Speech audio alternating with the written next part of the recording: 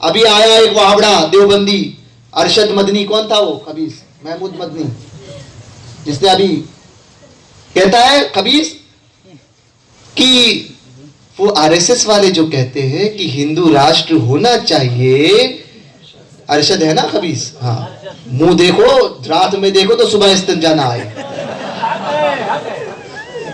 वो खबीस कहता है कि हिंदू राष्ट्र होना चाहिए। आरएसएस अगर वाले कहते हैं तो सही कहते हैं, हम भी कहते हैं कि हिंदू राष्ट्र बने। मैंने कहा हां, तू खाली है इसलिए डरता है, समझे, तू वही मोदी के तलवे चाट, समझे, तू वही कर, चाट तू आरएसएस के तलवे, इसलिए कि तू है ही उनका, तू नमक ही उनका खाता है, और ये कायदा है जो जिसका खाता है वो उसका गाता है, समझे।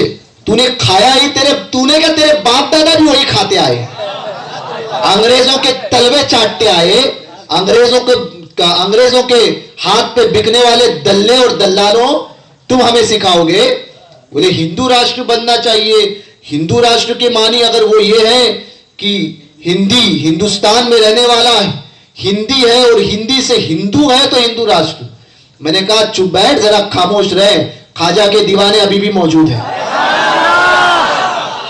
नारे तकबीर, नारे रिसालत, शहजादे गौसे आजम जिंदाबाद, ख्वाजा का हिंदुस्तान जिंदाबाद, नारे तकबीर, उनके हुजूर मुफ्ती आजम। मैंने कहा हिंदुस्तान सलामती गरीब नवाज की बदौलत है। मैंने कहा तू क्या हम लोगों को निकालोगे, हिंदुस्तान की सलामती के लिए जो है वो सलामती चाहते हो ना, तो ये बात जरूर दिमाग में रखना कि हिंदुस्तान में ये मुसलमान सलामत रहे, समझे। जिस दिन निकालोगे उसी दिन मरोगे, जलजले उसी दिन आएंगे तुम्हारे लिए, समझे। हम मौजूद है ना गरीब नवाज के गुलाम, इसलिए हिंदुस्तान महफूज है। हमें क्या निकालोगे तुम, हिंदू राष्ट्र बनाओगे, कौन सा राष्ट्र बनाते हो, समझे। गरीब नवाज का राष्ट्र है ये, तेरे बाप का राष्ट्र नहीं है। सुबह कयामत तक रहेगा गरीब नवाज का ही हिंदुस्तान।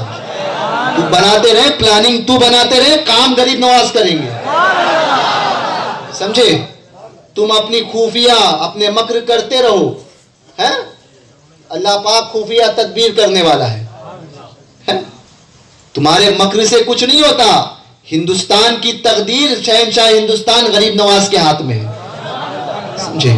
तुम्हारे कहने से क्या होता है, कौन सा राष्ट्र बनाओगे, जो राष्ट्र बनाना है वो गरीब नवाज बना चुके हैं, समझे। अब तुम क्या बनाओगे, तुम खाली चलाना सीखो, सही से चलाओ, समझे, और ज्यादा आड़े टेढ़े बनोगे तो उठाकर फेंक भी दिए जाओगे। गरीब नवाज के हिंदुस्तान में आए हो, बड़े हमें डराते हो। तुम्हारे बाप का हिंदुस्तान नहीं, हमारे गरीब नवाज का हिंदुस्तान है। कहने लगे तुम्हारे बाप का है, मैंने कहा हमारे ही बाप का है। बोले कैसे, मैंने कहा आदम अलैहिस्सलाम हमारे ही बाप है, तुम होंगे किसी बंदर की औलाद,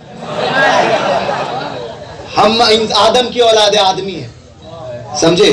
तो जिसकी औलाद होती है ना, आदम आए ही यहाँ थे, ये मुल्क ही हमारा है, तुम क्या हमें निकालोगे, समझे। दल्लों से हम डरते नहीं है। हमने तो पहले ही ये जब पैदा होते हैं ना, तभी हमें सिखा दिया जाता है कि जान देनी है हुजूर के नाम पर, नामूस के नाम पर, इस्लाम के नाम पर, और जब देने की बात आती है तो हम देने में भी जो है कम नहीं करते। डरते कौन है, डरते दल्ले हैं, दल्ले, समझे। इसलिए कहते हैं हिंदू राष्ट्र बनना चाहिए। मैंने कहा अबे खबीस, तू जैसा देश वैसा भेष है तुम लोगों का। जाते हो कभी तो आरएसएस की, कभी जो ये करते हो, और कभी जाते हो तो तालिबान में चले जाते हो। तुम तो खुद बिके हुए हो दुनिया के हाथों, तुम क्या जो है वो कौम की मदद करोगे। हम बिके जरूर हैं, मगर हम दुनिया के दर पर नहीं बिके हैं, मोहम्मदुर रसूलुल्लाह के दीन पर बिके हैं। हम अपने सरकारों के हाथों पर बिके हुए हैं, और जो अपने सरकारों के हाथों पर बिक जाता है ना, वो सौदा दीन का कभी नहीं करता, क्योंकि मिजाज ही उसके अंदर हुसैनी होता है।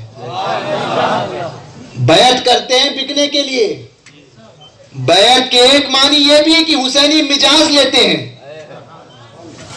बैत जब करते हैं ना, बोले पीरी मुरीदी तुम करते हो, मैंने कहा हम ही करते हैं और हमारी ही बैत सही होती है। क्योंकि यजीद की बात करने वाले लोग भी थे जो देवबंदी जैसे लोग करते हैं। हुसैनी बैत सिर्फ सुन्नी करता है, जब हाथ देता है ना तो हाथ देने के बाद में यही ऐद करता है कि दीन का सौदा नहीं होने देंगे, ईमान का सौदा होने नहीं देंगे। तो हुसैनी मिजाज यहां पर भी लेकर आओ। तो ये हुसैनी मिजाज है, इसको जिंदा रखो। और इसी मिजाज को हमारे बुजुर्गों ने दिया था। 1400 साल में यही मिजाज हमें हमारे बुजुर्गों ने दिया है। तो सुन्नियों, सुन्नी बनकर रहो। और मुफ्ती आजम कैसे बने? मुफ्ती आजम कैसे बने? तो मुफ्ती आजम के बनने का राज ये था कि मुफ्ती आजम ने ये कहा था, या रसूल अल्लाह, तुम्हें जाना, तुम्हें माना, न रखा गैर से काम, लिल्लाहिल हम्द, मैं दुनिया से मुसलमान।